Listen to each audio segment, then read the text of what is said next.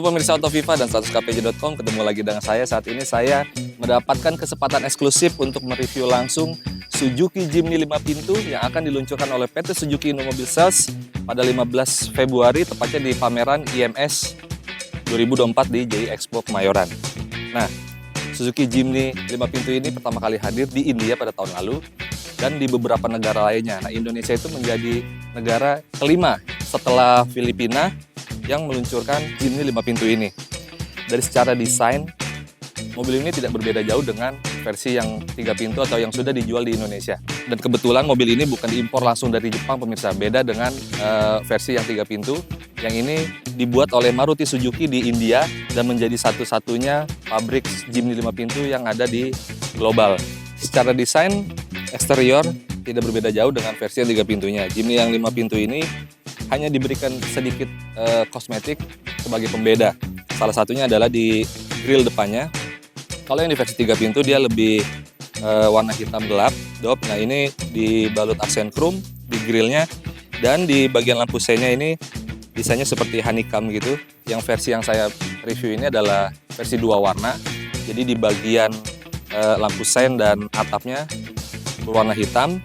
Terus dari secara dimensi, Jimny 5 pintu ini memiliki panjang lebih melar 315 mm dan wheelbase-nya atau jarak poros roda depan ke belakang itu lebih panjang 340 mm dari versi Jimny 3 pintu.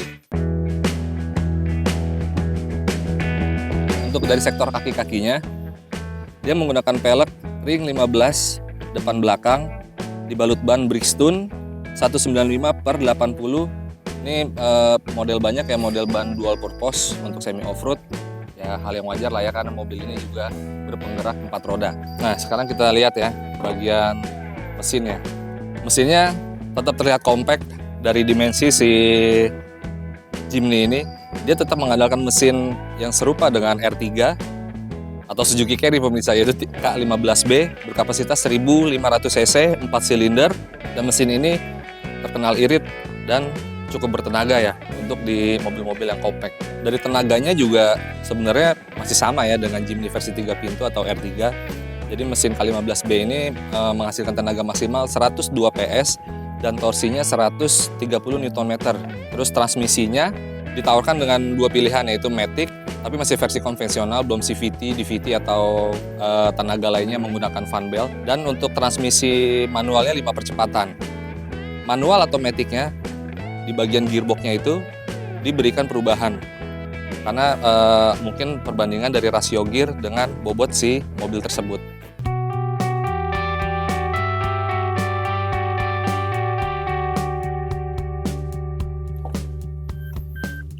Oke, sekarang gue udah di kabinnya Jimny. Desain interiornya tidak ada perbedaan ya, tapi yang paling mencolok adalah di bagian head unit. Head unitnya ini model floating. Untuk yang versi 3 pintu itu dia ukurannya 6,8 inci, dan sedangkan yang versi 5 pintu ini lebih besar menjadi 9 inci. Sudah bisa terhubung dengan smartphone. Jadi meskipun mobil ini dilahirkan sebagai mobil off-road, Suzuki tidak melupakan sistem hiburan di dalam kabinnya, pemirsa. Terus untuk menekankan unsur klasiknya, dia tetap mengandalkan tachometer atau odometer di panel instrumennya ini versi jarum konvensional, belum digital, cuman sudah dilengkapi dengan MID. Jadi bisa ketahuan nih konsumsi bahan bakarnya berapa, jarak tempuhnya berapa. Fitur-fitur modern lainnya seperti Hill Start Assist, Vehicle Stability Control juga sudah tersedia. Dan kebetulan yang saya review ini versi manual. Secara desain, dia konsol tengahnya cukup unik ya. Dia tidak dibuat rapat tertutup dengan plastik atau panel dashboard, cuman dibuat ya seadanya nih. Jadi tuas transmisinya masih terlihat seperti ini. Nah, ini untuk mengakses fitur 4x4-nya dia manual, pemirsa. Jadi belum elektrik. Kan biasanya mobil-mobil yang udah 4x4 tuh yang udah zaman sekarang ya, dia udah elektrik, tinggal sistem putar atau sistem tekan tombol, tapi ini masih manual. Jadi ya mengingatkan kita dengan versi-versi atau Jimny di versi-versi sebelumnya yang masih seperti ini. Terus rem tangannya juga masih manual, masih sistem tarik atau rem parkirnya. Di sini ada tombol fitur-fitur seperti ini, vehicle stability control. Nah, ini untuk jendelanya naik turun. Terus ini salah satu fitur yang membuat mobil saat turunan itu seperti direm gitu, seperti engine brake. Jadi mobil nggak langsung ngegloyor gitu aja. AC-nya sudah digital. Terus di setirnya ini desainnya sekilas kayak mirip R3 pemirsa ya. Di sini juga ada logo untuk cruise control. Untuk posisi badan dengan tinggi 175 cm, ini posisi berkendara saya cukup ergonomis. Jarak kaki juga legroomnya lega, terlebih dengan jarak kepala saya yang di headroomnya. Jadi ya seperti itu sih posisi saya di sini. Terus joknya masih berbahan fabric, terus dilengkapi dengan 6 airbag, cukup banyak, jadi cukup safety nih pemirsa. Sekarang kita lihat di bagian belakang.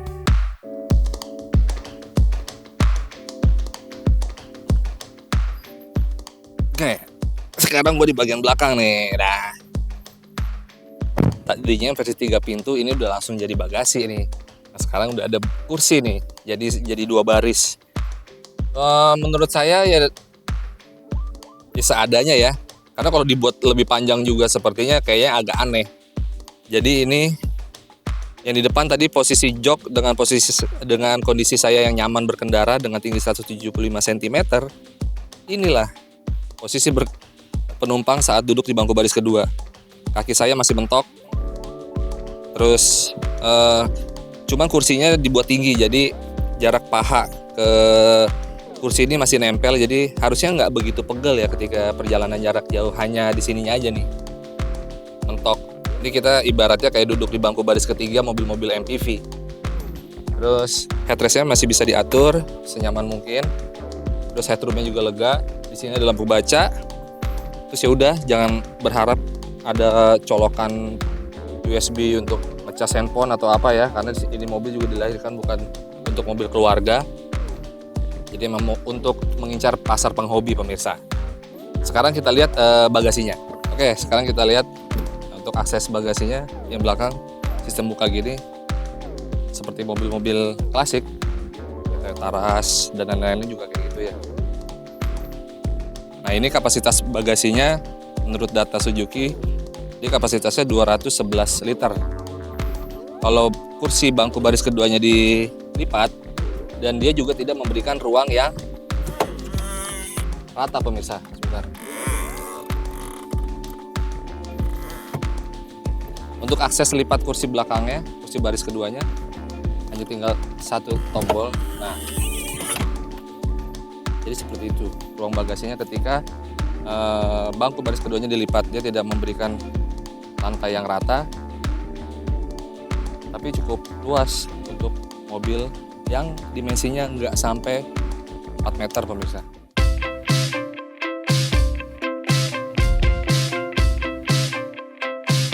Oke pemirsa, jadi begitu aja review singkat kami soal Suzuki Jimny 5 pintu. Nah, mobil ini akan ditawarkan oleh PT Suzuki Indomobil Sales 4 varian dengan 1 warna dan 2 warna, transmisi manual dan matic. Harganya mulai dari 462 juta sampai 478 juta 600.000. Jadi begitu aja pemirsa. Jadi seperti apa penerimaan masyarakat dengan Jimny 5 pintu ini? Apakah bakal terjadi antrian panjang lagi seperti 3 pintunya? Saksikan berita selanjutnya di 100kpj.com atau fifa.co.id. Sampai jumpa di review selanjutnya. Bye.